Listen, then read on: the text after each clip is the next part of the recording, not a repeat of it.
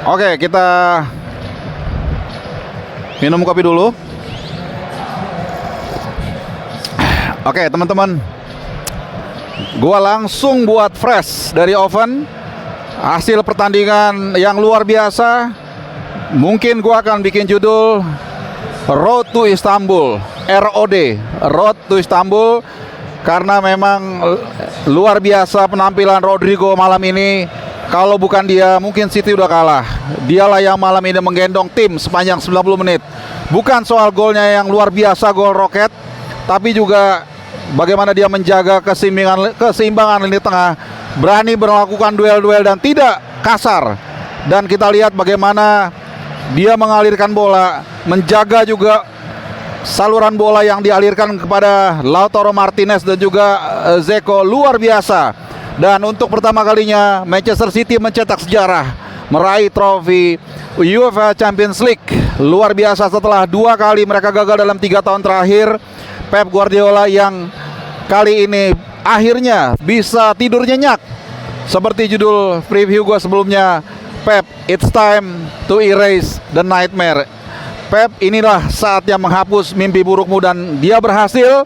Dan malam ini di Istanbul, di kota yang sangat luar biasa, kota yang berada di antara 2 peradaban Asia dan Eropa, dia mampu memberikan apa yang ditunggu-tunggu oleh fans City.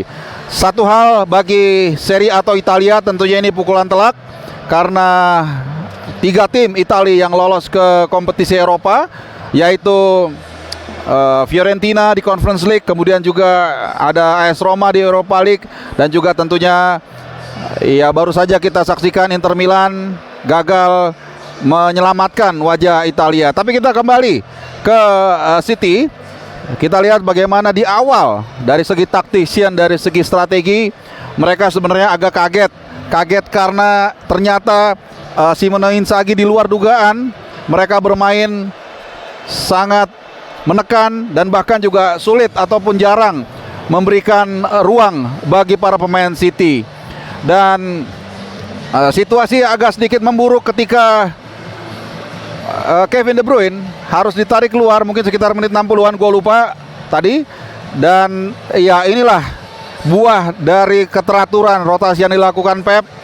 Bagaimana Foden yang memang agak sedikit kurang mendapatkan tempat di musim ini, tapi ada 3 pertandingan di EPL yang digunakan oleh Pep untuk mematangkan barisan pemain cadangannya, yaitu Foden, dengan memasukkan dia, memberikan dia minute play. Dan kita lihat ketika dia harus turun menggantikan Kevin De Bruyne, dia tampil cukup baik. Tidak wow, tapi cukup baik. Paling tidak bisa mengcover absensinya dari seorang Kevin De Bruyne. Bahkan tadi harusnya ada 1 gol atau 1 peluang, maksud gua, yang sebenarnya bisa aja menjadi killing the goal. Tapi whatsoever, City berhasil mencetak sejarah. Dan Sheikh Mansour juga tentunya akan semakin tenang. Dan luar biasa pertandingan yang seru. Dan 18 tahun yang lalu kalau kita ingat, di tempat yang sama ada keajaiban Miracle of Istanbul ketika Liverpool juga mencetak sejarah setelah tertinggal 3-0, kemudian menyamakan kedudukan, dan akhirnya justru membalikan kedudukan dengan membawa pulang trofi si kuping besar. Dan kali ini kita lihat City luar biasa, dan musim pertama bagi Haaland juga ini menjadi satu catatan. Dia menjadi top skor EPL, bahkan top skor paling tinggi sepanjang sejarah. Dan juga di musim pertamanya dia mencetak treble, luar biasa. Treble buat City setelah dia berhasil, atau mereka berhasil menanggulangi Arsenal, tim kesayangan gua. Tapi kita harus mengakui City memang luar biasa. Kemudian juga mengalahkan MU di FA Cup, dan kali ini mengalahkan Inter Milan di partai puncak. Tapi satu yang mau gue kasih tahu sama kalian, bagaimana fans Inter Milan atau Interisti, gue harus memberikan satu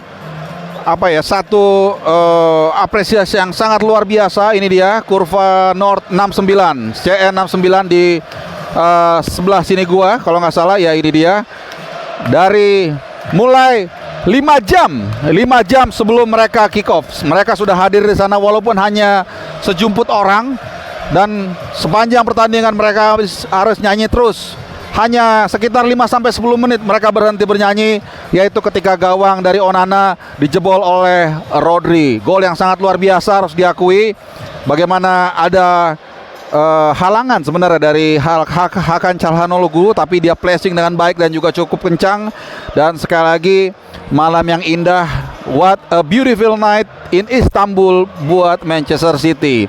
Dan tentunya kita akan lihat juga bagaimana reaksi dari kubu Inter Milan yang musim ini sebenarnya nggak terlalu jelek-jelek juga.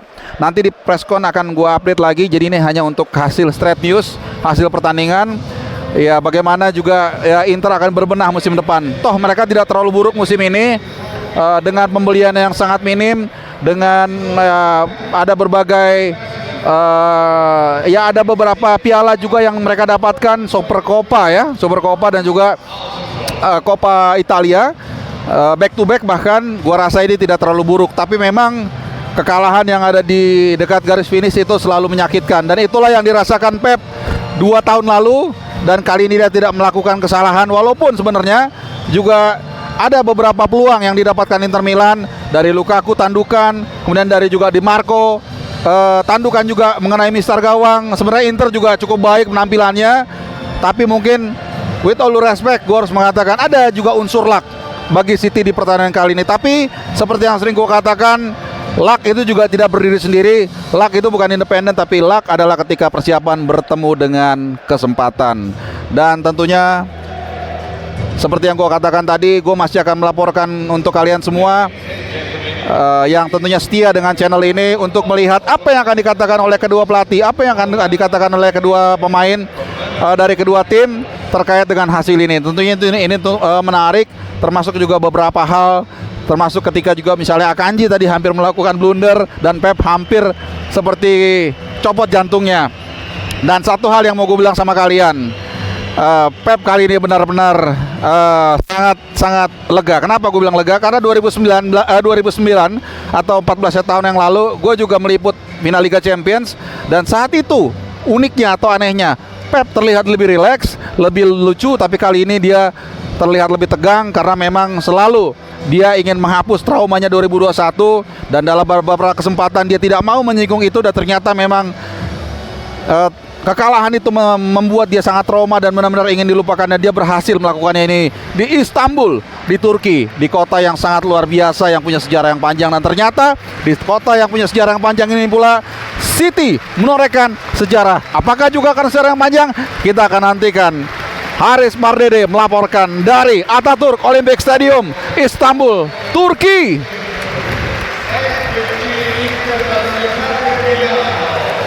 Nomor